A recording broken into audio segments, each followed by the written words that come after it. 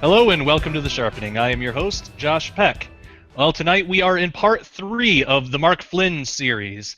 Last time, in part 2, we talked about a lot of very interesting things, and we're going to talk about even more today. But I want to make clear that as in-depth as this series is, it is nowhere in comparison to the book. The book is packed with information in this show. Even though it is a series, we're just barely scratching the surface.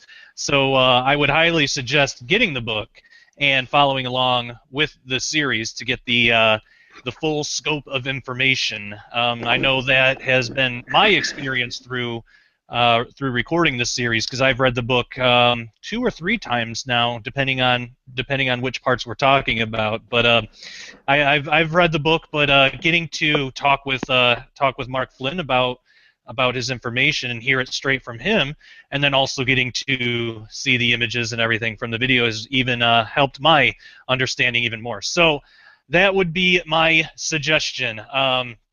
So again, we are in part 3 of the Mark Flynn series, talking about his book, Forbidden Secrets of the Labyrinth. Last time, in part 2, we ended on Gilgamesh and Enkidu and the idea of the bullfight. So, without further ado, I'd like to welcome back to the show Mark Flynn. Mark, how are you doing? Good. How are you, Josh? I am fantastic. Doing great. There you are. Yeah. I remember we were talking about the bullfighting, but I wanted to mention in the last portion I kept saying fall equinox. I meant spring, vernal equinox. So I know it's a little bit after the fact because I was beginning of the last one. I just wanted to mention that again. It's spring equinox, not Sure. fall. Even though I said that twice. Anyway, today I wanted to kind of go into since we've talked about the ox circuit and we've talked about what that means. It's great because a whole nother like a genre of meaning can come forth now once we've established that. And the idea that I've been doing is if you assign core identities to figures in myth, then the meanings of the stories come out. So, of course, you'll see a lot of these 3 things together when you're talking about mythological stories. The Nakash, of course, is a snake. There's a lot of snake-like creatures in myth. Or also the sun or the star, a singular star. In the case illustrating this, Europa was abducted by Cretan bull, or Zeus, the beautiful white bull, and taken away. And later, Europa married Asterion, and I thought that was an interesting story. I sort of set that aside now. Continue though. The bull, of course, up to this point we've established, or I've established in the book too, that it's a symbol for the one God, and that's fairly radical. I don't think a lot of people would say that necessarily, and I'm saying no. It really symbolizes the one God, if you're trying to understand really the core of what mythology is saying. So, and then the woman, of course, the woman goddesses in myth are aspects of the parthenogenic Eve. And the parthenogenic portion we've gone over. The golden mean is very important, and that self-generated idea that comes from what Eve did, and the Nakash with his liberty striking at the head of God, or Prometheus rather, striking at the head of Zeus, caused this parthenogenic creature to emerge in full armor with bright eyes. So Athena also has a strange name, or a name that's not used too often, and it's something probably a lot of people haven't heard of, and it's tritogenia. And it still goes towards this idea. And in fact, the Egyptian goddess Hathor is a good example of what the meaning of tritogenia is. Because I was talking about this triune core meaning assignment in mythology. Again, the bull is God, the woman goddess aspect is Eve. So if you're looking at Hathor, for example, she's depicted often, almost all the time, with bull horns in the form of a full bull, or a woman with a bull's head, and always between the horns is a sun or a star. You'll probably have an overlay of a picture of Hathor here holding a ox goad, and she has a woman's head, and interestingly, the snakes encircling the sun inside the bull horns. She's also holding an ankh. Let me step back a second here again. The bull horns are often switched too in mythology and these ancient religions, goddess religions specifically, with the crescent moon. Just for the simple fact that, of course, bull horns look like the crescent moon and vice versa. Right. And the woman often is associated with the moon, and that's extremely important in alchemy and the symbols in alchemy. And I'll be maybe getting to that portion. It's at the end of the book that describes the meaning of what this creature or this entity or this even idea of Hermes is. What is Hermes? What is Hermeticism? And I think one of the most interesting points, or as I came to the understanding, what is this idea of the twins in mythology? Why are the twins so important? And anyway, I'll continue on, get back to the ankh. And you'll see Will Hathor here, she's holding an ankh. And the symbol in ancient Egypt meant eternal life. And I see it always in one orientation with the cross at the bottom. Oh, and I didn't describe what the ankh is. It looks like a cross with a loop at the top. But when a lot of these depictions of gods or goddesses are holding the ankh, it's not necessarily in that orientation with the cross down. They'll hold it like with their arms crossed or out straight or up, the cross up. And Right. Yeah. and again, I didn't necessarily want to go back to saying, well, yeah, this concept. And I keep using the term ox circuit. I think it will probably stick, because there's a circle in the word ox, right? An X. Right. Hey, there you go. Might as Yeah. well use ox because it's so anyway, just turn the ankh over so the cross is at the top, at the head, at the rosh. Now you have the circuit below. Oh, wow. What better symbol is it of eternal life, or the power of eternal life, than the symbol for the one God? The writing system that is the symbol for God, that's holy to God. No one out on the internet says that. I've never seen any information about it. Of course, no one's ever talked about the ox circuit. I don't really know how well that's going to fly in academic circles. But I guess we're going to find out. And I think there's a lot to support it. So. Yeah, absolutely. Yeah. So speaking of the bullfight, Ishtar, she holds 2 ankhs, and I don't know if people are familiar with the Queen of Heaven picture of Ishtar. She has a 3-layered crown of horns of some animal. They're most likely bull horns. Why not? She has strange-looking wings. She looks like some type of angel. She has bird feet. She has 2 lions next to her, very Sibylle-like. And then, of course, owls. That's aspects of Athena, aspects of Cybele, and she's holding these eternal life symbols. Very, very interesting.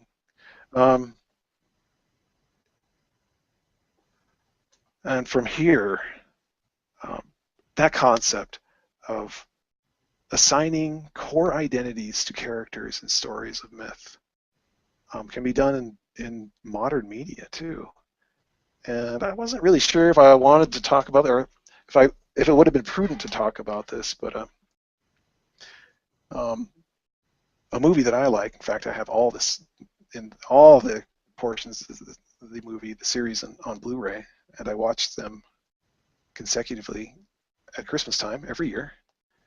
I mean, because they are so well done and they are so entertaining, the Harry Potter series. And the thing is, what you need to do to understand what this whole story is saying is assign identities to the characters, or core identities to the characters. I won't say really too much more, but I will tell you what the core identities are for. Yeah, absolutely. And of course, everybody knows that Voldemort is very bad because you can't speak his name, right? He's terrible. Right. He's so evil. And then, of course, you have Dumbledore. Kind of be like, I don't know. He's male, of course, but still, there's this B aspect to his name, and he's a bit mischievous. Tells Harry to do things or not do things, insinuating that Harry should, right? Let's come out and say it. He's the Nakash. Voldemort's God. Right. And you can establish this identity and then watch the movie again. It's hard to do. That's terrible. Voldemort God? But it will make sense to you. I guarantee you. Well, I don't guarantee it. Necessarily. If you have a background and you're a Christian, I think it may help a little bit. But some Christians don't watch it at all because they say it incorporates things that are forbidden by God. I'm not going to even expose my kids to it. And I understand that too. But I look at things a little bit differently than a lot of people. I don't feel it's Yeah, I can completely type of thing is all around us. This saturated, this Nakash steeped world we live in. There's a lot of things that are Nakash influenced around us that we're not even aware of. Yeah, absolutely. And when looking at it from that perspective, it's not, I kind of think of it as like the researcher's perspective or something. There's not really like a name for it, but looking at it from that perspective as that is like the antithesis, or like that is like if Satan is going to tell the story, this is how he would tell it. Where Voldemort, he's the bad guy, yet he's the one that can't be named, just like Yahweh, just like God. Nobody knows how to really pronounce his name, and don't even say his name. I mean, how sacrilegious is that? Once you've got that identity established, wow. Yeah, absolutely. That's diabolical. And the idea of a Horcrux, I'm sorry, it's sort of if you haven't seen the series, I can't imagine that you haven't seen the Harry Potter movies, but Horcrux, an old cross, right, hidden, they have to be destroyed. Harry has one in him. What does that remind you of? I mean, who did it come from? Why does he need to? Okay, I'm going to stop. Continue. You're fine. Well, I'm going to be writing about that, I'm thinking, maybe, and I know someone else that we both know is probably going to be talking or writing about it as well. So. Yeah, definitely. So. And it's good to have that perspective when we take things in context. When we like I've said on the show before, I've seen, I think to date, I've seen every episode of the program Ancient Aliens, and it's not because I believe in their conclusions or anything. It's because I wanna know what is being put out in the world. So if somebody asks, or if I have an opportunity, I can have an answer for it. Right. And same goes for movies and popular culture too. Even if they are, you know, demonic by nature or Mhm. you know what have you. If we look at it from the right perspective and we don't let it like shift our fate. Like another good example of that is the Noah movie. You know, it's not really new anymore, but when Yeah. the Noah the movie Noah came out, How'd you like I the Nephilim in that? oh man, yeah, Noah and Samyaza are friends, and yeah, that whole movie just No comment screamed. for me. Yeah, that whole movie screamed of Gnosticism to me. I mean when you read like the Gnostic texts and the stuff that they Mhm. promulgate, and then you watch the Noah movie, it lines up. Yeah. That's their view of God, of the they call it the demiurge.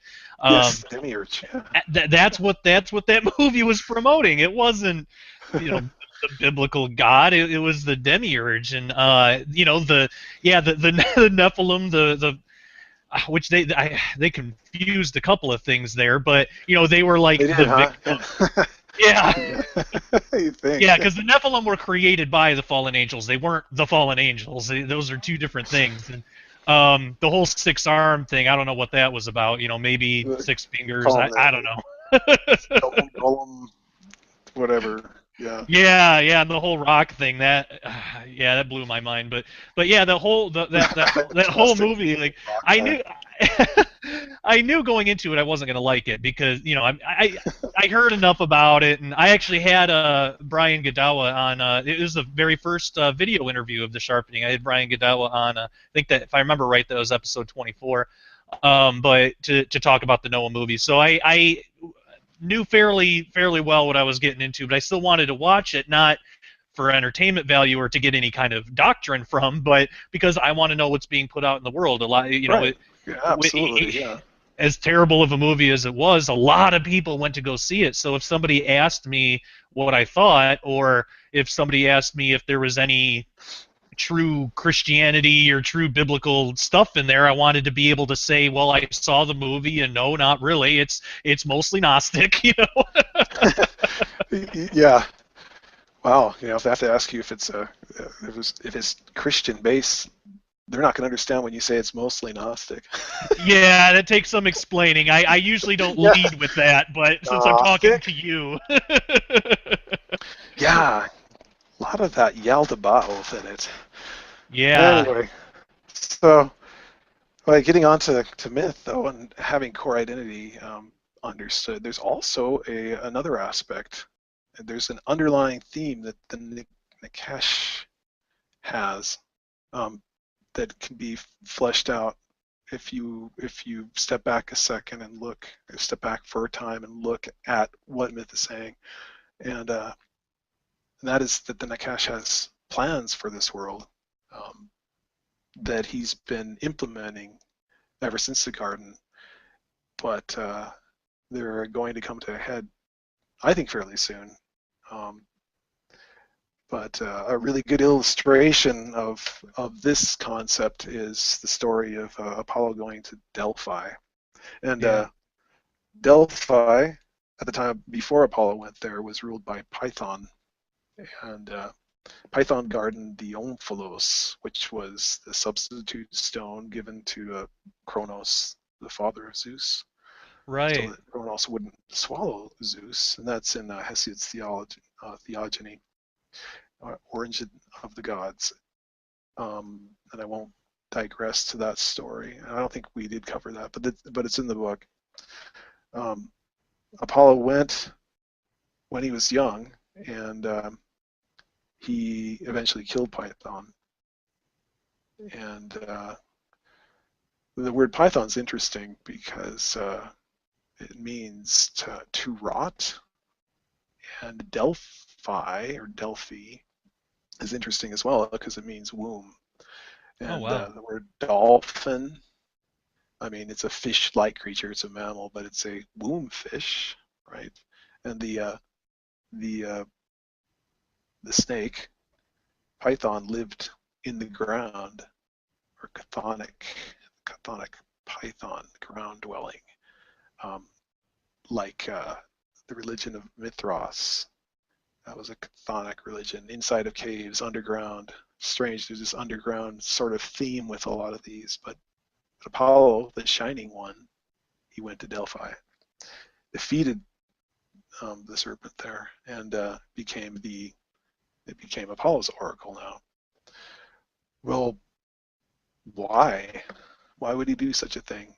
And I might have mentioned it. It's because he's demonstrating that he's going to raise himself up from the curse God gave him, made him to crawl on his belly before, diminished his power because he has plans for mankind, right? And he's this shining human being now. He's this God, and he's replaced his old image. He killed off his old image, and it's sort of an act of a phoenix that's going on there. He dies, and he's reborn as Apollo. So that's like one concept, but it's the same. There's dual meanings kind of there. He is actually planning to manifest on Earth, Yeah, in human form, and a lot of people. I'm not going to say the word. I'm just going to keep saying that Nakash is going to manifest in human form, but I'm not going to say the word. It's almost become cliche now. People say, "Oh, Christians are crazy. They think this powerful evil person is coming," and well, that's right, he is. But so at Delphi, the virgin priestesses uttered oracles, and the root of Nakash is to do that type of thing, to utter prophecy, or to tell man's future. And it was sort of an apt thing for the virgin priestesses to do, is tell the future of man for the Nakash in the light. right. I mean, it's coming from his influence. What's going to happen to you? Well, speak to the snake through the woman. Again, an amalgamation of the woman, the snake, and that keeps going on.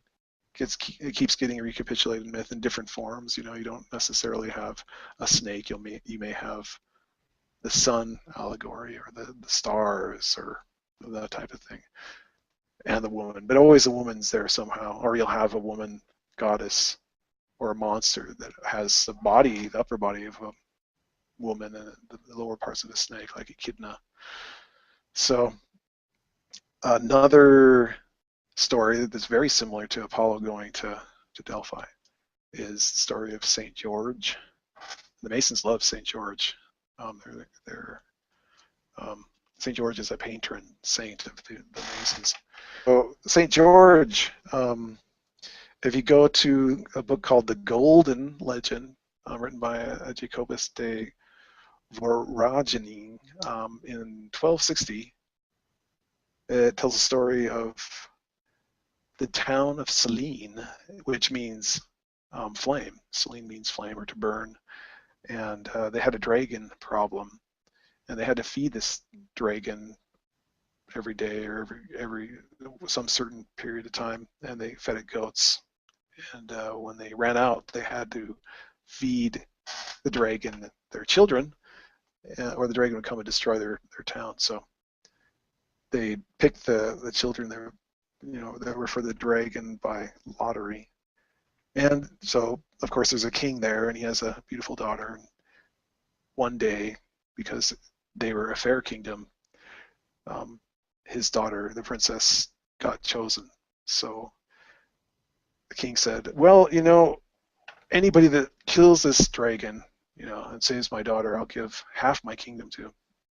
And so anyway, they tied the princess up, and the dragon was going to get her, and then St. George walked by and asked her, what did she do, to have this punishment? And she said, just go and leave me, and you won't be bothered. He didn't listen to her, and the dragon came out. He had a special lance that he charmed the beast with, and he took the princess's girdle and wrapped it around the dragon, and she led it into town, and then he decapitated it. And the king was, of course, very happy, but St. George just left. And after that, the legend goes that the town was baptized. But that's an interesting story. Again, there's dual meanings in that as well. It's a parallel to the story of Apollo. You have the same idea, the Nakash coming and killing his old self. But in this case, St. George is there for a while doing it, and then he does something kind of eerie. He pacifies himself and saves a woman, right? Right. And then leaves. He doesn't take half the kingdom. He leaves as if maybe he's going to return.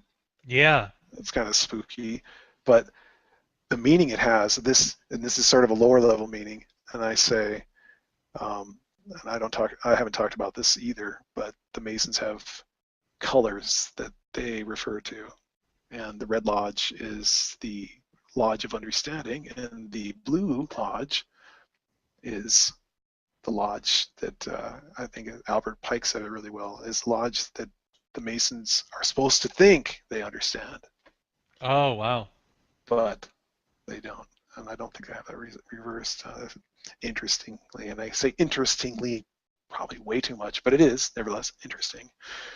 Going back to modern, popular media, the Matrix got it right with the pills.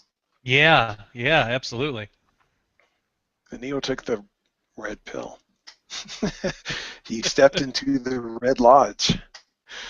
So what this idea is with St. George is when the initiate or someone from the Blue Lodge understands who the dragon is and comes to the understanding of the dragon is not to be feared, that it is this light bringer, and that light bringer's been there all along helping us. And perhaps the initiate would believe finally that the people that believe in God, Christians, the Christian influence on their life up to that point wasn't quite giving them the whole truth. And now they finally got it. They understand that the seething powers of Lucifer, as Manly P. Hall would say, can be theirs. And some Masons, when they get to that point, the poor Masons, now have slayed their dragon. They've done the act of St. George. And these ideas aren't something that are unique to my understanding. That you can go out and find out about this type of thing, but it builds up to where I'm going in the book. That I think people will. I think they'll have these ideas coalesce in their head, so that then when they are going around in the world, they'll understand what they're seeing, in popular culture and in architecture, and they'll be able to have some type of defense when St. George comes back. Yeah, absolutely. He is coming back, and I think fairly soon. But yeah, I agree with you there. That type of talk is, the stuff that people want to hear. When's he coming back? How soon? What's he going to do? Well, watch, read the Bible, and also study mythology. You're going to get a lot of information about this thing, this creature, this Hermes that's coming back, this Irdis, as the Muslims call him. Yeah. Anyway, so from there, I wanted to talk about something that's very well illustrated, and it's illustrating that idea of the Nakash killing off his old form and rising up, and it's laid out in as clear as possible for people, but not a lot of people have looked at what I'm talking about, the image that I'm talking about, and they are able to understand what it's saying. I've seen a lot of different interpretations of it online, specifically some completely, absolutely wrong, ignorantly wrong, just kind of laughable, and others very well done, but they're missing a salient point, a certain core salient point. And I'm hoping you're going to have this image overlay while I'm talking. Oh yeah, absolutely. I'm gonna put in as many images as I can because it really does help. Like I was saying at the top of the show, it helps being able to read it in the book, to hear it from you, and then to be able to see it right on the screen. I think those three things, when they come together, at least this is my experience, and I've read a ton of books and everything, and whenever I can do a show like this, I always really like it because I find for me that's how I can best absorb as much information as possible. So yeah, absolutely, I'll I'll have the images up. I appreciate all the effort you put into these series. I think people will get some things out of them, definitely. So the UN Security Council room mural that people have been talking about, I have up on my blog a little essay on it. But the Norwegian artist Per Lassen Krogh painted this back in, let's see, what was it, 65? Yeah. The date here, sometime around there, or maybe earlier, and they put in the Security Council room as a gift. And when the first time I saw this, that must have been about a year ago. I stared at it a long time. I just couldn't believe what I was seeing. What it proves to me is what I'm talking about isn't something that's really that well hidden. It's meant to be out there for people to at least perceive and not understand. But the high-level Freemasons, the alchemists, the neo-alchemists that are out there, this is their great hope. And they really believe this, as earnestly as any person of any religion believes in their deity. I gotta hand it to a lot of the high-level Freemasons. I mean, they have absolute faith in their lower G God. But anyway, whereas a lot of Christians are fairly lukewarm. Yeah.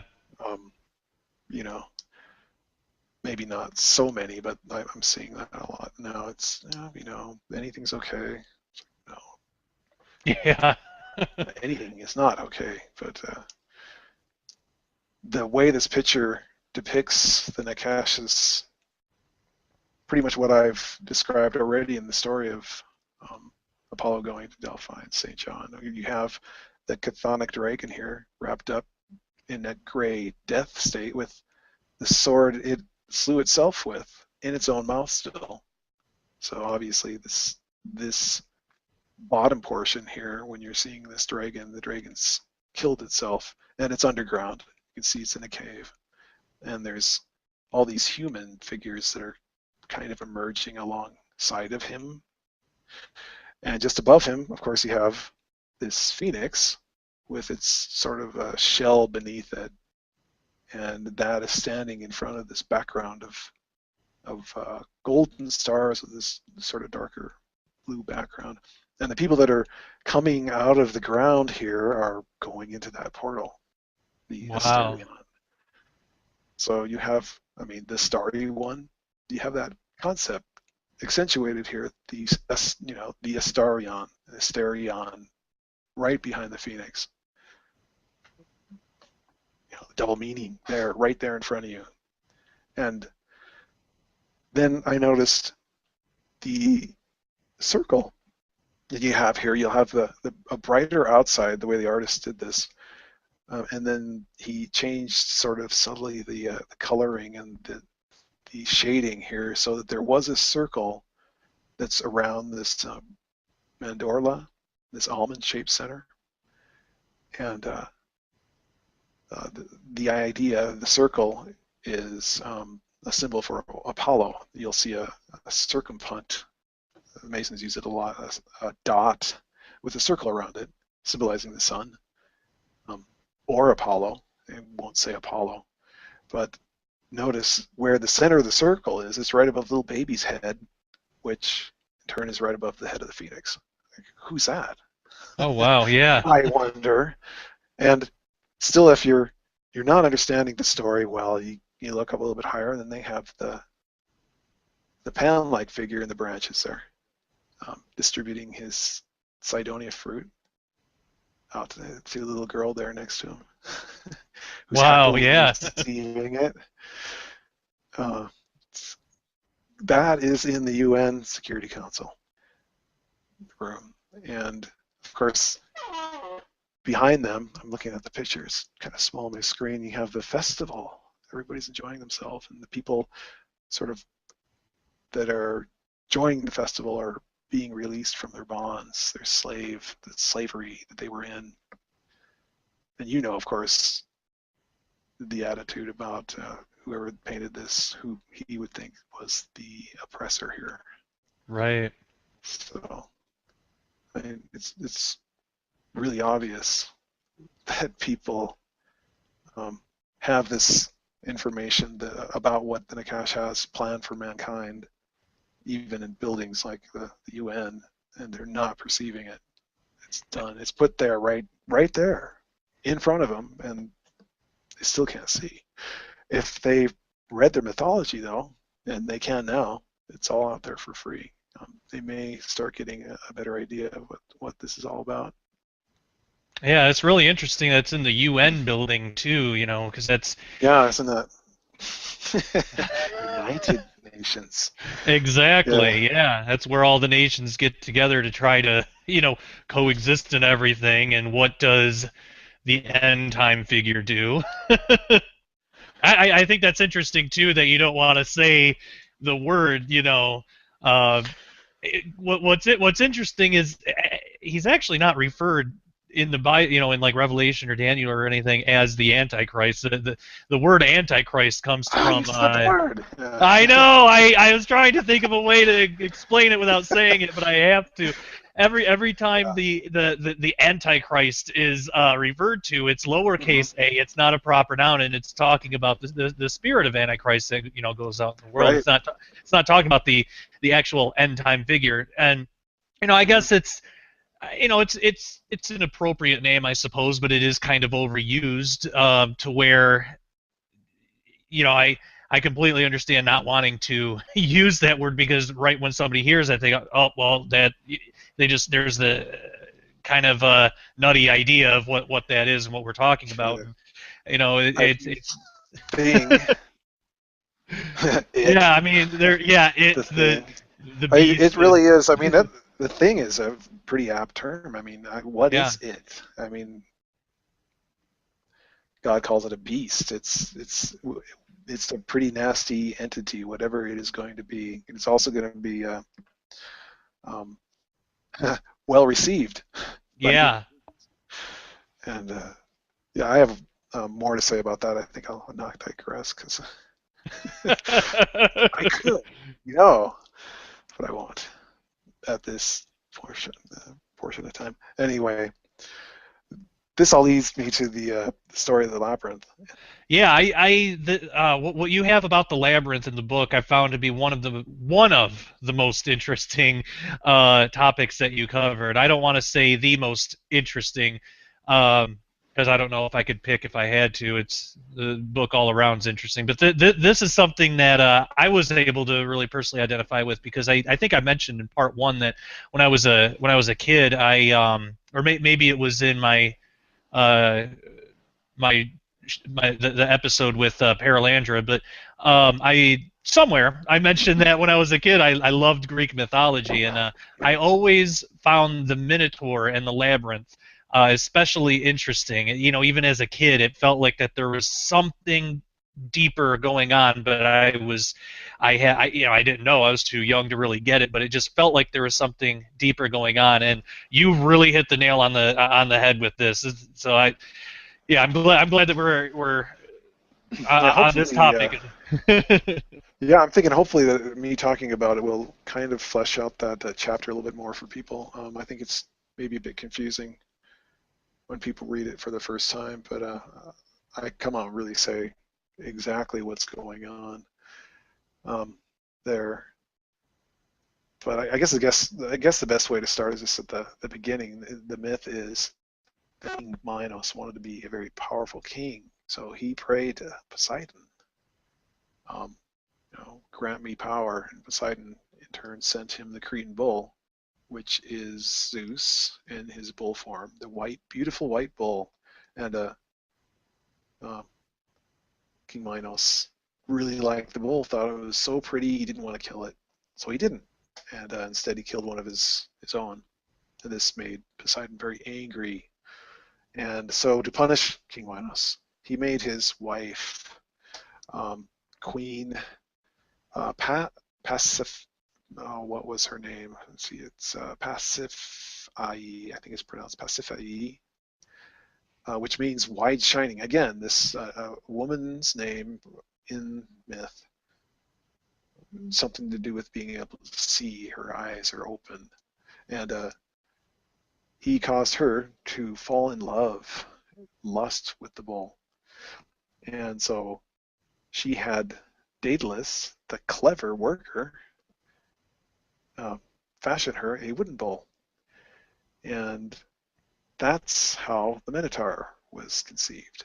And at first the Minotaur was barely controllable, but then King Minos again went to Daedalus and asked him to create a trap for him, something to contain the Minotaur in. And so he did. And the Minotaur required humans. It was hungry for human flesh. And I think Minos did something. He was at war with Athens, but he made a deal with them so that, and I can't remember exactly the reason they were at war, nor it's not really important right now to go into that, but they had to sacrifice their kids, their children. They had to pick them and give them to the Minotaur. And once you went into the maze, there was just no way out. Yet, once you went into the maze, you always found the Minotaur. The Minotaur always found you. And so they were tired of doing that, sacrificing their kids to it, just causing too much pain for that part of the country. And the idea is pretty much lost on people, what the Minotaur represents and what the labyrinth represents. And got to understand that now that I've gone over the idea of what the bull is, you have a fairly clear path to what the meaning could be. You have Zeus, again, and you have the woman, and you have this man and bull being made out of their union. So let's see, going back a little bit though, the person that killed the Minotaur, his name was Theseus, and he did a strange thing though before he went into the labyrinth to get the Minotaur. He went to Marathon, and people hear that name a lot, but it actually means fennel. And the interesting thing about fennel was the giant fennel, which Marathon was named after because it had so many. It was overgrown with fennel stalks. Giant fennel was what Prometheus stole fire. He hid it in a big giant fennel stalk when he stole the fire and gave it to man. Oh wow! So you have the implement of taking knowledge, this idea, and you have Theseus going to Marathon, and what did he find there? He found the Cretan bull, and he took the bull back to Athens and he sacrificed it. So this act is very strange if you're going to assign core identities like I was talking about before, but just the easiest way that I understand it is he's doing the same type of act that Mithras is doing in the Tauroctony. He is murdering the bull. It's like this foreshadowing of what he's going to do later. Then he goes into the labyrinth and he finds the Minotaur, And he has help coming out. He has the clue that was given to him by, I won't go into her name and meaning right now, but he had help from, I think, a daughter of King Minos. And he killed the Minotaur, and he escaped. And everything was good after that. He was a hero. Simply put, what you have is an image of Christ as the Minotaur there. Yeah. And you have someone that first dispatches the one God, or in other words, becomes an enemy of God, murdering him in a sense, that sort of ritualistic sense. Now they're an enemy of God. They go into the trap that was laid by God, in a sense, himself, is what the Nakash is saying, and also with his help, because, of course, Daedalus is the clever worker that made it and trapped this man-god. Man, God, son of man, son of God. You kind of are getting to the idea, I'm sure, of what I'm saying. So Christ died in the labyrinth. He's no problem anymore. It's really another diabolical understanding of what that story means. And it's a really huge story as far as the ancients, the Greeks really, and of course the Minoans, really are fixated on it. And so, well, I mean, everybody to this day are fixated on it. And it's in architecture as well. If you look around at temples, they'll have this thing called Greek key, the zigzag line. And now there's more to it as well. But I'll just sort of leave it there, that he's going in there and he's killing the one God. And there is a replacement. There used to be coins that they found, I think, in Crete, the Minoans made, and there'd be a labyrinth on one side and a Minotaur's head, and you turn it over, and the labyrinth would be on the other side as well, but there'd be a star. Oh, wow.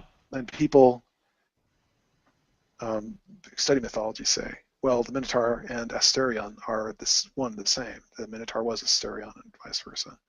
And I say that, well, not necessarily. What happened when Theseus went in there and killed the Minotaur was that now it's that area, which is our world. We live in the labyrinth. Our world's now been replaced by Asterion. Then the influence of that creature now has taken hold, because he's done away with the influence of God. Of course, that's completely ridiculous, but that's what that story is talking about, as far as people that look at it in the light of how the Nikesh looks at our world. And the Masons, too, look at it the same way. Back up a second to talk about the fennel stalks, the cult of Dionysus. And Bacchus used to hold fennel stalks, and they put a pine cone at the tip of it. It was called the thyrsus. And they'd wrap it in ivy, and they'd put honey on it, and they carry it out in front. It was a symbol of their god. Thyrsus. In fact, I went to Helena, the capital of Montana, and I looked at their Capitol building. They have a really ornate building for the state at the time. Well, there were actually a lot of millionaires living there when they did become a state. But the Copper Dome has some very nice representations of the thyrsus on the sides, next to Oh, wow. round windows made with ivy. But getting back to the Masons, they have a thing in almost, again, I haven't been in a Masonic hall, but every picture I've looked at, every one has tile, the black and white tile on the ground, and they call it the mosaic pavement. And what that is a symbol of is the labyrinth that we live in. And you'll never see the Minotaur head inside of or in the center of that, ever. You always see the star. The blazing star, they say, inside the mosaic pavement. A lot of the time, if they illustrate it in their writings or their artwork, you'll see roses around that. But if you see the black and white Masonic tile, think of the labyrinth. Think of what they're saying. They're saying this is this world, this complex trap that somehow God put us in, and our Savior went in and dispatched him and made it possible that we can see the light. Now we can escape. That's the most succinct way I can say what that is all Right. about. But I go into it way more extensively in the book. Anyway, yeah, that's a kind of a difficult concept for people to, I think, not grasp, but just accept. Labyrinth is Yeah, I think, you know, if we just keep, Christ, but I think they'll be able to see. yeah, if we just keep in mind, Their you eyes know, will be open. exactly. Yeah, if the viewers or listeners, you know, just keep in mind that this is all from the perspective of Satan, of the enemy, and Well, yeah, yeah, like a crime scene detective. What am I doing? I also have a degree in, well, background in psychology, and I yeah, put myself into the mind of the criminal. In this case, it's kind of sickening because you're thinking kind of, how they think, right. Well, how you sometimes you have to be able to understand their motives and their right, the influence, and motivation of what the Nakash is doing is what that understanding is. Your understanding is motivation, and when you do understand his motivation, you see it's almost always the most diabolical interpretation that you can come up with. yeah, That's the nature of the thing, right? absolutely. So from here, talking about mosaic pavements and the control or the perceived victory that they believe that the Nakash will have, it's a good segue, I think, into the idea of money. Oh yeah, definitely. Yeah, That's a you big, brought out a yeah, you brought out a lot of really interesting things in that chapter and the chapter following that one that I had no idea this kind of stuff was going on in our country. Like I knew, you know, some of it, like, but yeah, you blew my mind. yeah, this whole um, idea of money and commerce and just perceiving what's going on around me always fills me with um, a combination of like revulsion and anger, Yeah, yeah, as it should absolutely. everyone. Yeah, yeah, no kidding. Especially the state of the economy today and just what everybody has to deal with on a daily basis. And when, you know, when I read your book and really understood the origins of what all that is, Hmm. absolutely repulsion and anger for Well, you know what? yeah, Yeah, uh, as you understand it too, you can see what the future holds. yeah, There's no doubt. absolutely. In this case, there is no doubt what will happen, and there's no doubt that it will happen soon. And there's also no reason not to understand why Yep. it's going to happen. So, well, without all that said, I'm sure people want to know what I'm talking about. So, again, I'm going to go back to the Garden of Eden, and there's just there's a point that is important for people to understand, and that is in paradise, there's no need to struggle for one's existence. You just do happily in peace and harmony and joy in the presence of God.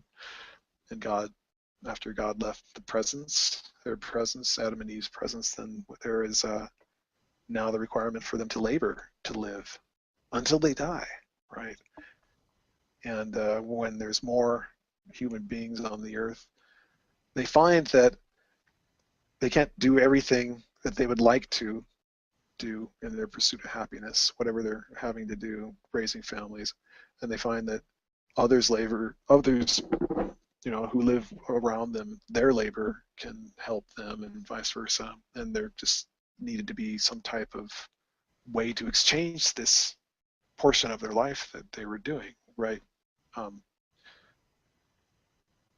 the quintessential idea is that you live very set amount of time while you're alive. You're living through time. We're stuck in this linear time. And so when we're laboring in time, that's time that we're never going to get back, that we're devoting to now the production of this unit of exchange, this exchange item that people call money, that concept, right? So what better unit of exchange is something, other than something that doesn't degrade over time? And precious metals like gold, that is a perfect example. It doesn't degrade over time. It's a product of things outside of the Earth, supernova, fusion reactions that occurred in the universe that are still here. And silver isn't as good a unit of exchange. It does tarnish, but it is also used. So silver and gold were the base units, and gold especially, though, is you got to understand that the fruit of the knowledge of the tree was very golden, and the idea of what that fruit was goes back to a lot of the work my brother did, talking about Pyrrhus-Cydonia, the scientific name of the fruit of the tree, or the fruit of the knowledge of good and evil. And if you look at the quince, you'll find that it is indeed very yellow, very golden. And so the necessity of money came from that, from the Garden of Eden. Again, that focal point that the Masons are fixated on, and so is mythology. It all originates from there. And then the Nakash is fixed on it as well. But that pyros, that fiery Cydonia fruit, and my brother talked a lot about Cydonia.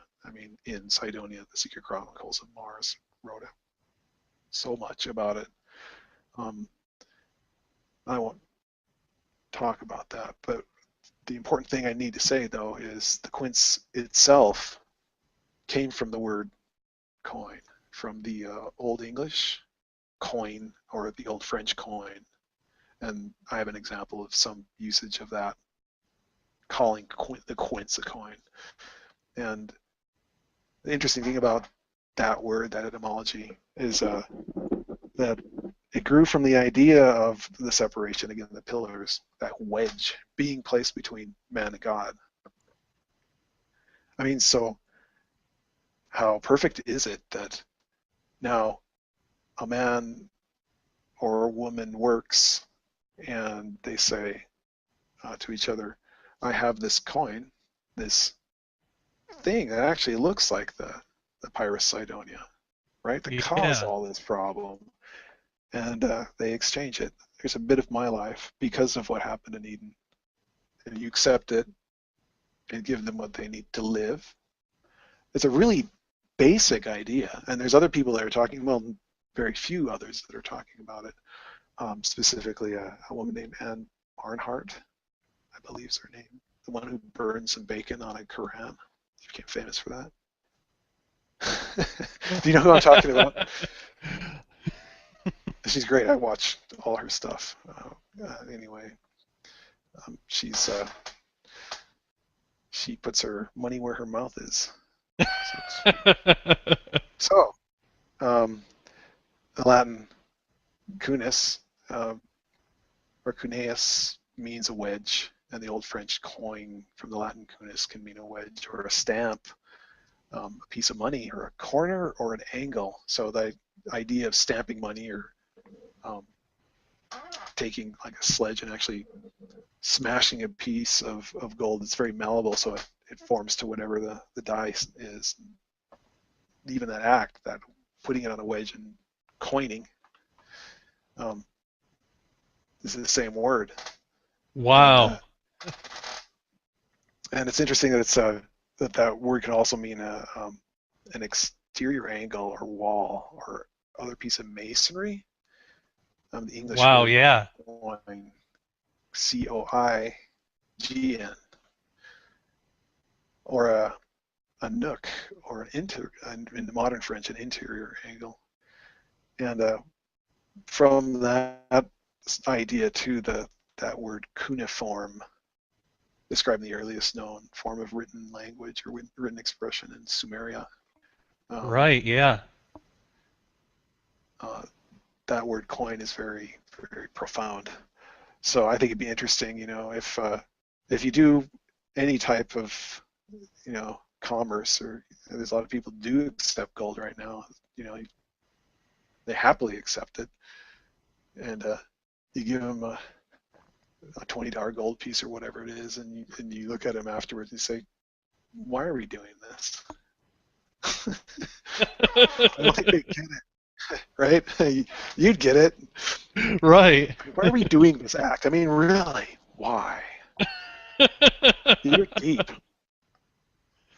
It's funny. I bet people that are making a living working in commerce and doing those sorts of things never.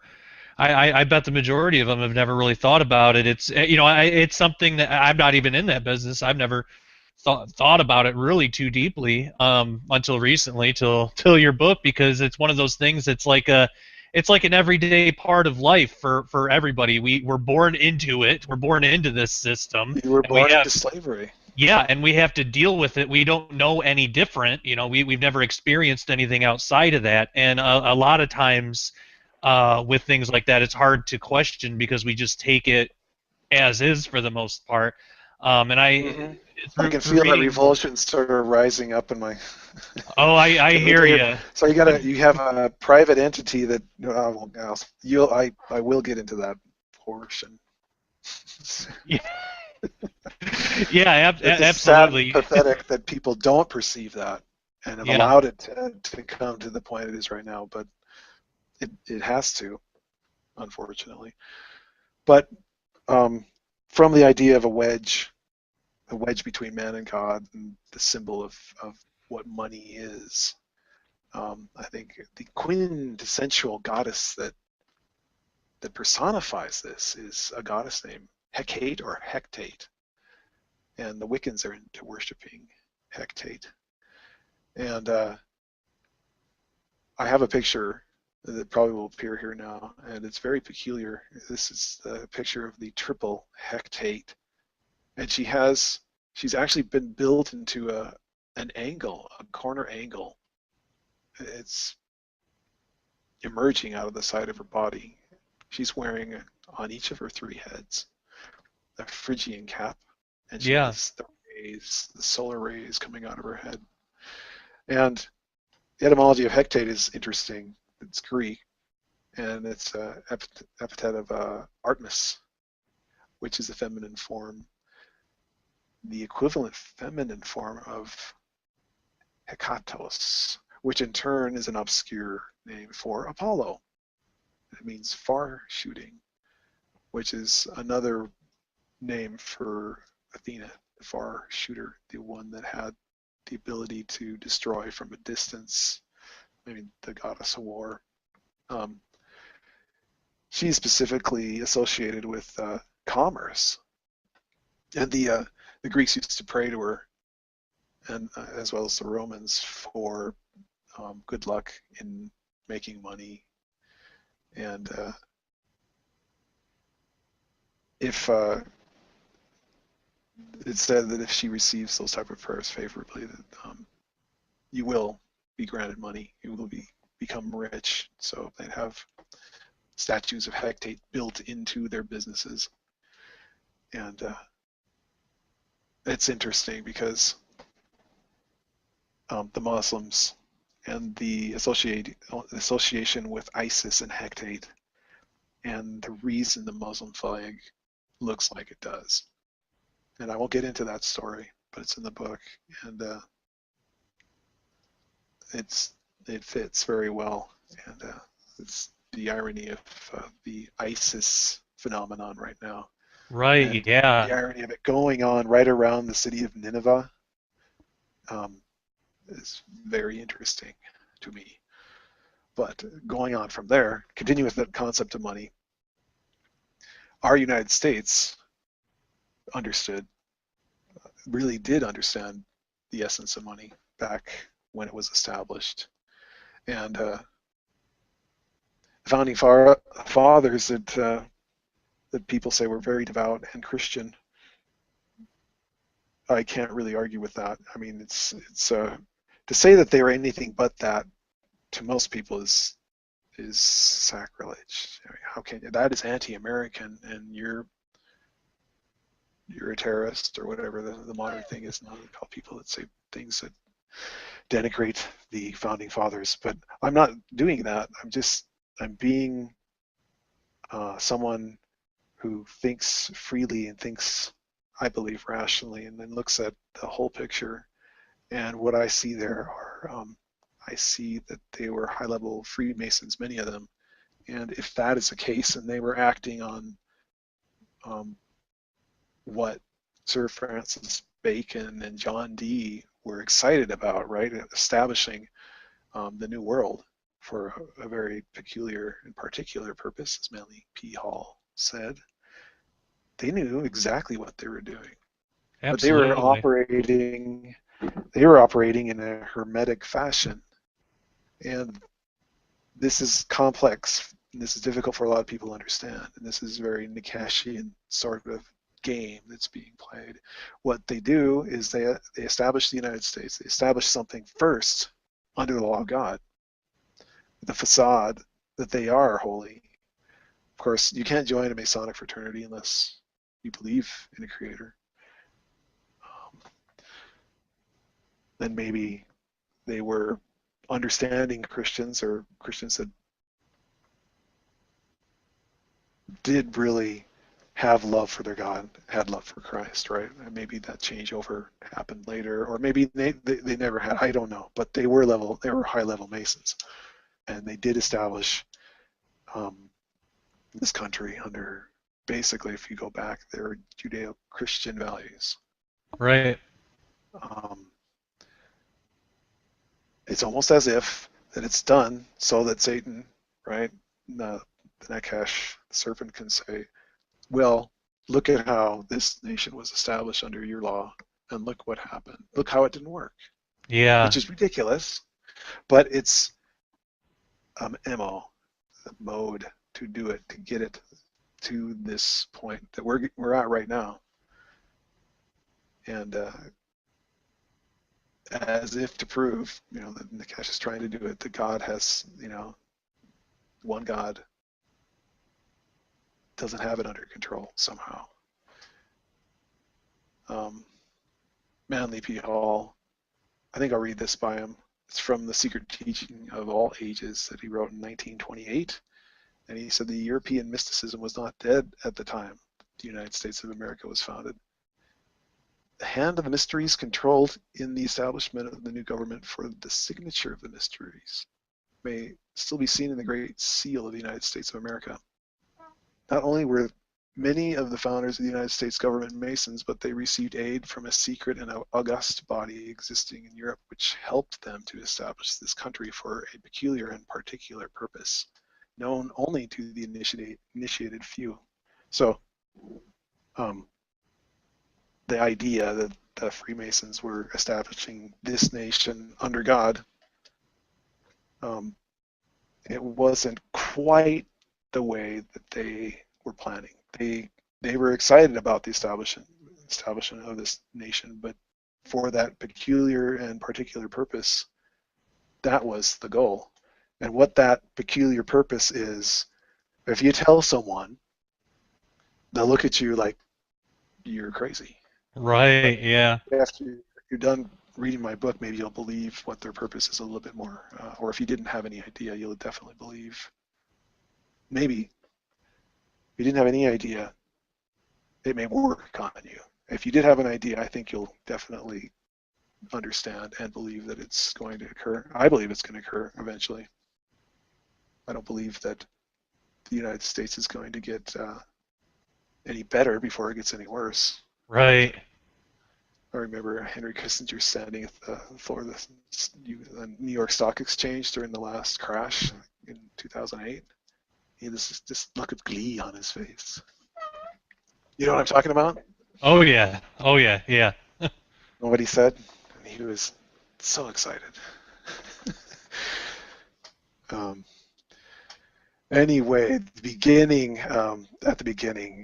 there are documents that stated, that they understood the essence of money, that the debasement of the coinage that they're making, that the United States, the people of the United States were in control over, was an act of murder, because they're tokens of human life. If someone is debasing them, they're taking life in a different way, but it's taking human life nonetheless. And the penalty on debasing coins, section 19, says that if anybody's guilty of that type of offense, they shall suffer death if they're found guilty of embezzlement or fraudulent. I mean, if they're doing any of that, they die. Wow. And I think that's maybe a little bit severe, but they understood the essence of money back then. They don't anymore. It's really interesting how they valued money in that sense back then. And when you look at the state of our economy and really where our country is going now, it's like, how much of that has really changed. I mean, I don't see people being put to death necessarily for that kind of stuff, but when you really look at it, just where our country is going economically, kind of seems like, in a sense, if we look at the exchange of money as exchange of life, it kind of seems like we're all being put to death. Well, we're under the control of the Nikeshian system of commerce. Yeah. And it's controlled by as Melanie P. Hall said, an august group, a very elite and not very large group, who have as their big crime boss, or the big Yakuza boss at the top, Nikesh himself. But the thing that's going on now with our currency is that it's a talisman. And a talisman, the word tala just means to consecrate. And that's because when a magician would make it, or an alchemist would make the magical item, they had to wait till the time was right. The stars were aligned correctly, and the planets were in the correct positions, and there was the correct season, and they invoked the correct god or goddess to instill the power into it. And they had to understand what that power was, how to use it, and how to direct that power over another individual. And the power of the talisman is all dependent on the way it's made, of course, as I have said, but also the way it looks, the symbol of it. And excellent example of a talisman is the Great Seal of the United States. And of course, I have an old silver certificate. When I was little, I think my dad had a couple in an encyclopedia, and he actually showed one to me before I could understand really what he was saying. He said, "You can exchange this for silver. It's not like what you have in your hand." And that's how money really got started. This paper money. You don't want to be carrying that heavy metal around, right? So give it to us. We'll keep it in the vault for you, right? And we'll exchange. We'll give you these light pieces of paper. And see how nice that is. Right. Yeah, and then look how it's going now, because now it's like, oh, you don't want to carry those pieces of paper around. Put them in the bank, and you can just have a card, and it'll all be cashless. Yeah, but wait, it gets better. Yeah, or worse. Right. Yeah, I go into a little bit of the history of the dollar itself, and I guess before I start saying anything about that, but the power of the talisman needs to be directed over people by people that understand its power and that have some part in the creation of it. So the dollars that we have right now are nothing more than that magic being controlling the whole earth right now. How that came about is quite interesting, but I'll go into the dollar right now. The word dollar comes from Saint Joachimthaler. It's a German valley, and I guess the Germans can't say th. I don't know any German, but I've heard this is true. So they've eradicated the th from their language. I guess they did that. I mean, they really did that in the 1920s. I don't know, Oh, wow. middle of last century, 2 centuries ago. Anyway, yeah. So it's Joachim, the Valley of Joaquin, or Saint Joaquin, and there's a big silver strike there, and they started minting a lot of silver pieces, and they shortened the name so that they were just called tailors, and tailor sort of sounds like dollar. That's where that came from. But the first currency was known as a dollar in the U.S. Well, were the pesos, or the pieces of 8, and they were named pieces of 8 because they were worth 8 Spanish reals or royals, and they were minted starting after the currency reform of 1497 that was instituted by King Ferdinand and Queen Isabella, the same people that funded Christopher Columbus and Pinta Nina and Santa Maria. Marina. Too much. I think they have a Santa Marina. The three red crosses. Yeah, where have we seen the red crosses before? I'm sure the audience will know. Anyway. All right. Yeah.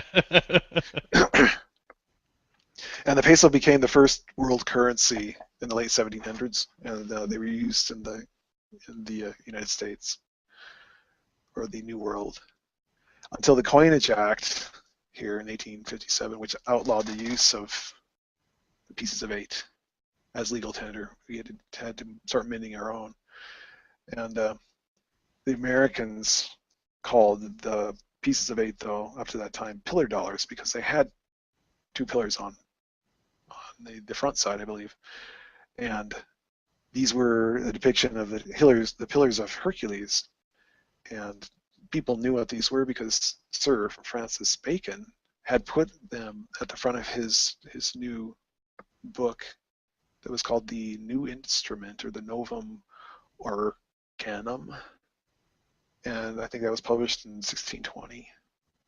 And I think I said before also that Francis Bacon was a very high-level Freemason. Yeah. He was of the Rosicrucian Masonic order. He along with John Dee, I think, were very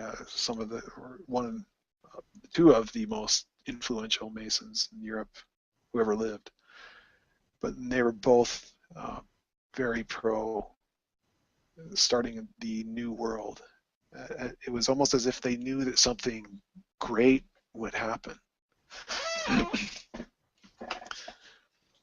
which is very diabolical.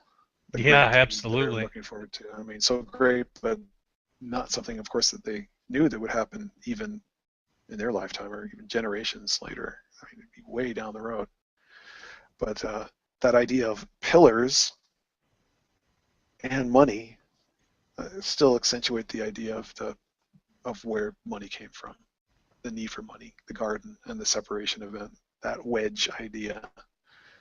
And you will actually see the pillar. You actually could see the pillar in the silver certificate, I think, that were issued from 1928 to 1957. They had pillars on both ends of the dollar bill on the front, where the one was, and they took those away eventually. But oh, wow. you saw that even on the dollar, and that was at a time when you could still exchange a dollar for the amount written on it for silver.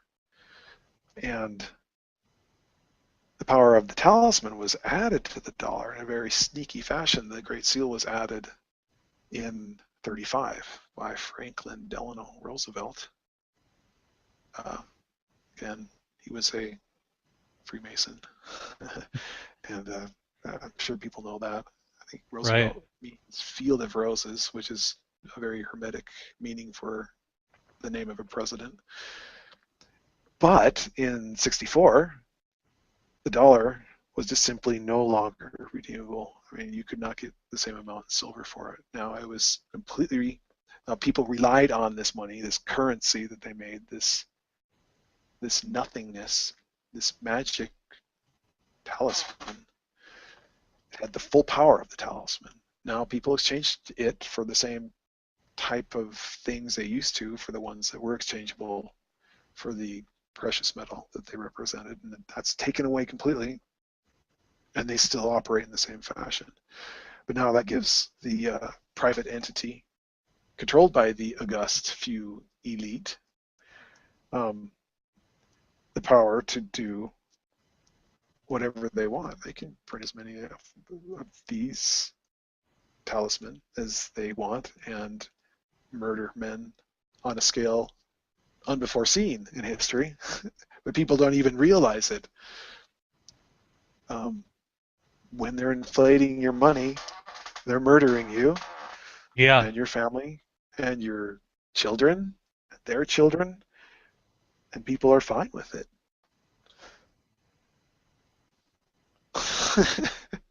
I'm not fine with it, but everybody else seems to be. Yeah. Outside of It's crazy. It goes back to the idea that we've always lived in it. We don't know any difference, so we just kind of even when nobody likes being poor, but I think a lot of times we just kind of accept it and not accept it in the sense of thinking that it's right or acceptable, but accept it as a way of life, as just this is the world we live in, and it shouldn't be. well, yeah, ask someone if throw these concepts at someone, and they'll scoff. But ask them the question: why hasn't the $1 bill been radically altered in its appearance? Yeah, yeah, very true. You don't want to. You don't want to affect the magic. You don't want to alter the effect of the talisman, because that power is being directed over you. It's controlling you. You're spending your finite amount of life working for it, for them. They have very well. It has control, and Yeah. it's only going to get more severe until we come to the chaos that we're needing here. It's going to eventually get to. But I think I'll digress for a second and also mention, since the fiscal new year has occurred, or Right. Rosh Hashanah, it's 5775, so Happy New Year. Um, the Great Seal has a prophecy on it that I think people have seen, probably if they've gone to my blog and watched my brother's video he made about the Great Pyramid and the Great Seal. And the height of the Great Pyramid happens to be one more than this year. So Wow. What do you think? 5776. What do you think that's? Yeah. What do you think that's communicating? I think it's saying something about what the Nakash has in store for us. Now, he hates the idea of human beings caring about commerce and exchanging something like a currency, even though he has complete control over it right now. Because what that is talking about is a period of time when he was brought low, he was cursed. Also, God was in the picture there, and human beings would long to be back in paradise and be with God continually in that type of surrounding. So he doesn't want any of that to go on at all. The exchange of anything for human life in that regard, he wants to be wiped out. Instead, he wants a replacement where people work and only think about him as their god. Right. And I'll get back to that. I think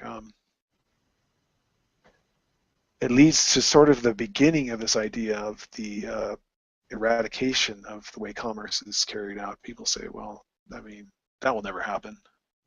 We go to a barter economy or whatever. Well, first you need a great amount of control over the whole world, and that's occurring more quickly than people realize. And you need a calamity, you need chaos, and you need people to look up for somebody to save them. Yeah. And say, we'll give up all our freedom for the safety that you provide. You see that happening all over and over and over again, but it's going to happen in a really huge, stepped up fashion. And then commerce will be eliminated, and where not necessarily eliminated, but there'll be a new form of it that depends on worship of the Nakash exclusively, and always a fixation or a remembrance of who he is and what he did for man at that period of time when the old way is done. You know, he's put his paradise on earth. So I'm digressing again. But what I wanted to get to is that idea that the pillars and commerce and money are embodied in the Twin Towers.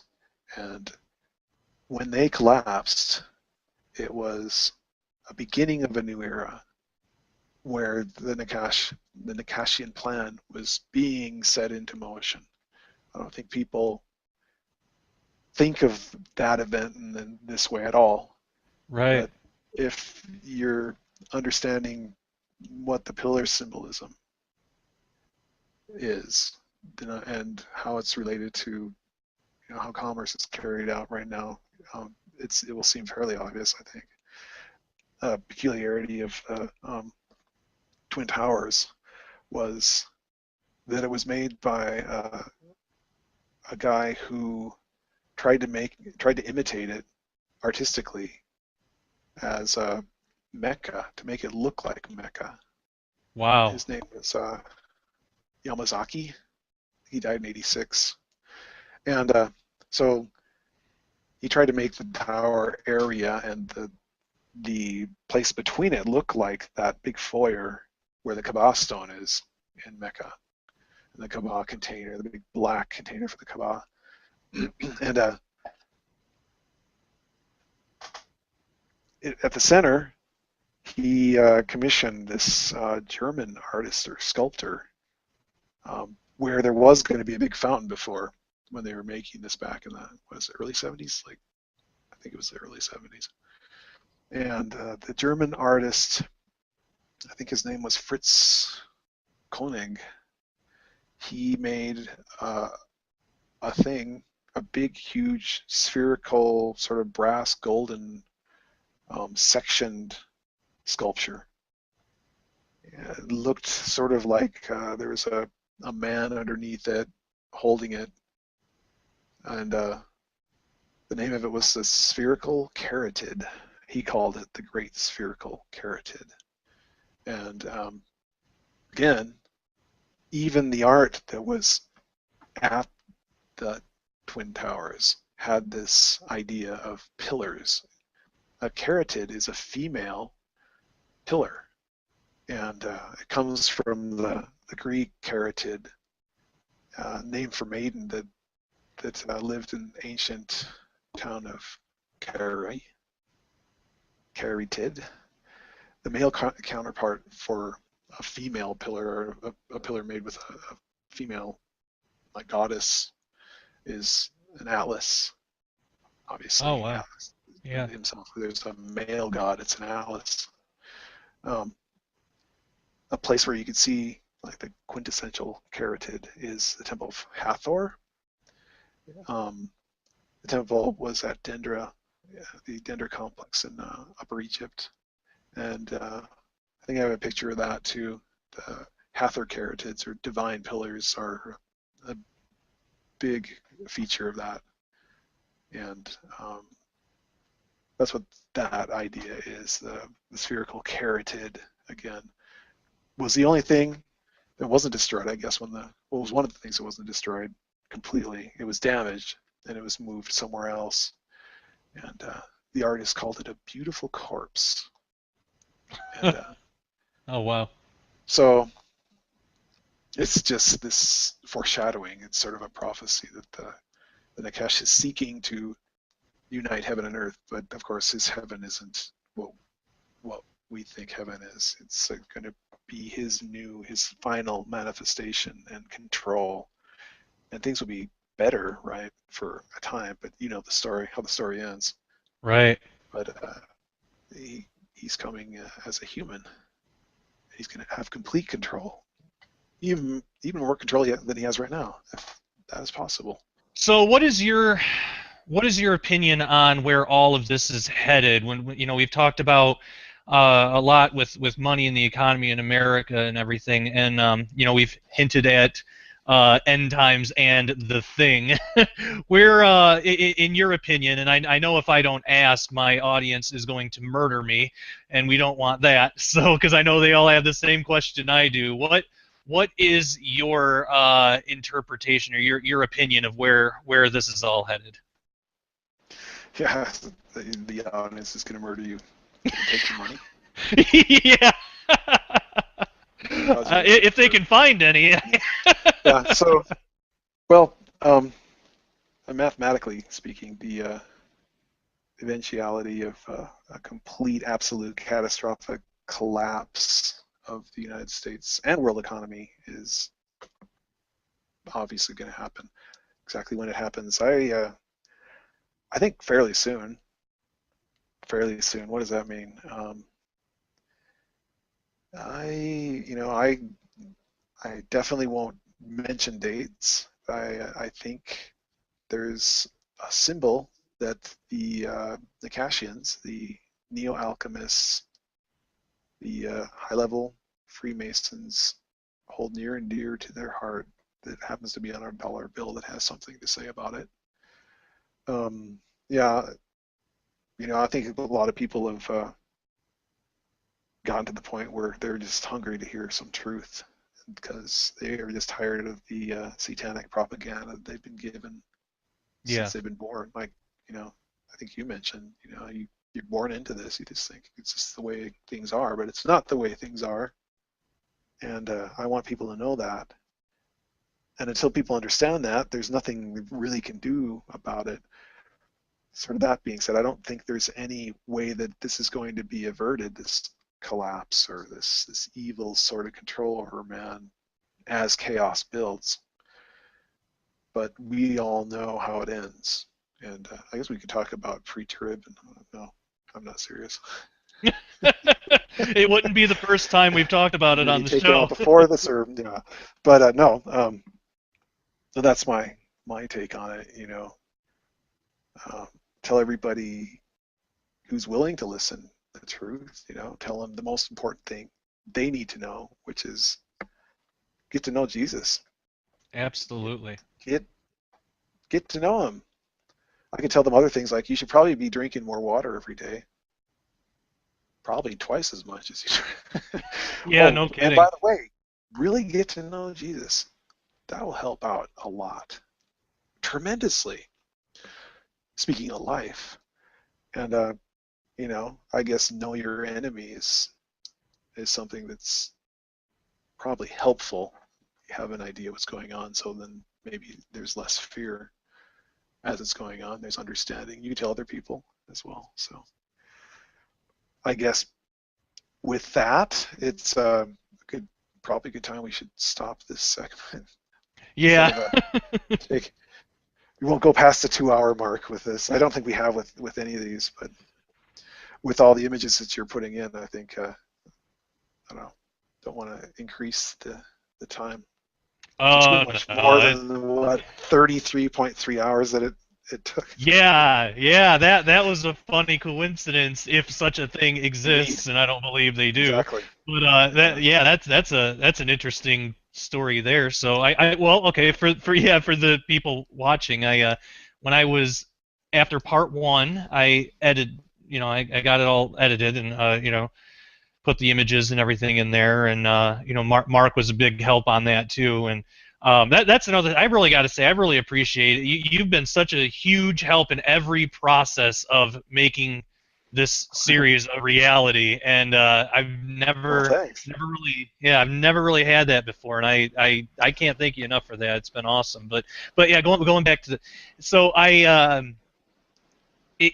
for a video, really any video, but especially a video this size that's nearly 2 hours, or it takes a while to upload to YouTube, and especially since with these ones I tried to upload them at a higher quality than I normally do, because if people watch my past episodes, they'll notice there's a black box around a lot of the videos, and I'm not really I'm not an expert in video production or anything like that, but I found a higher quality that gets rid of that black box. But the problem is well, it's not really a problem, but I guess the thing that comes out of it takes a long time to upload. So when I was uploading part one to YouTube, I was Paralandra got online, and she asked me when it would be ready, and so I had just put it up, and it said that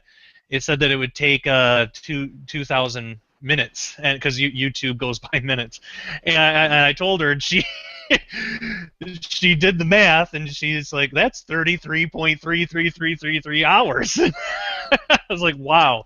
And then a while later, she asked again, well, where's it at now? And I checked, and it was 77% uploaded, and the time left, it said that there were 777 minutes left for that was the time it was going to take to upload the rest. Yeah, and I told her that. I was like, you're not going to believe this, but there are 5 sevens here. And so of course we talked all about that, but yeah, so but so I thought that was really interesting. So yeah, now the viewers and the listeners have a little bit more background on what goes into producing these, but it's well worth the time, and it doesn't, actually the uploading and all that, the rendering and uploading, that's what takes the most time, but that's the easiest part, because all it is, it's just waiting at that point. But yeah, so but yeah, I thought that was really funny. Yeah, no such thing as coincidence, huh? That's right. I think we've said that in just about every part now. I know we said it in the last part. No such thing. I think that's a common theme throughout this series. Yeah. But yeah, that's interesting. But yeah, like you said, I think it's a good place to wrap up part 3 as well. And yeah, go ahead. I say next, if we do part 4, we'll probably go into the idea of Troy and end with Hermes. Awesome. Another 2 hours of those 2 subjects, and that should be it. Yeah. But yeah, I think I said early very early that I was going to talk about Hermes, so I can't not now. Right. Yeah, you locked yourself in. You're obligated now. That's fine with me. Good deal. Yeah, and I'll say again, like I said in the beginning of the show, and I really want to make this point clear, is that as deep as we go into these things in these episodes in this series, we're really only, it's just the tip of the iceberg kind of thing. The book really will round it out more, and if you read the book and watch the series together, that'll really do it. And that's what it's been doing for me. And I know I've said the book 2 or 3 times, and all throughout these series, like when you say something, I'll say, "Oh wow," or something. That's not like acted or faked. Like I'm actually, reading it's one thing, but when you hear it after you read it, it kind of it clicks, I guess. So I want to make that a point to mention over and over again, as I've been doing, that the people viewing this, you got to get the book, and doing this series is awesome. But if you like this series, get the book and then watch the series again, and your mind's going to be even more blown, because that's what's happening to me as we're recording these, and that's an amazing thing for me. But well, I guess before we wrap up too, I said I was going to do it in every part. If people want to know more about you or order your book, where can they go? To my website, markaflynn.com, or Watch Your Vault, or they can find the book on a search on Amazon.com, or they can go to Raiders News Update and find it there too. Awesome. And cool. Yeah, and I mentioned in part 1 that I have on my website, ministudyministry.com.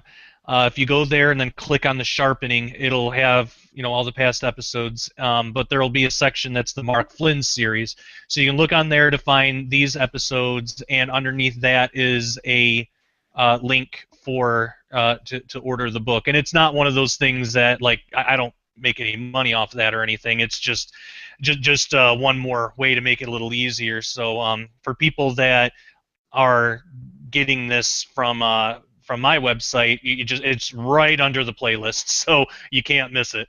But all right, good deal. That is a very, very good place to end, I think. And this has been part 3. It's been extremely interesting. I think every part is getting deeper and deeper with more understanding, and I'm just loving the process. But all that being said, this is The Sharpening, and I am your host, Josh Peck. And as always, take care. God bless.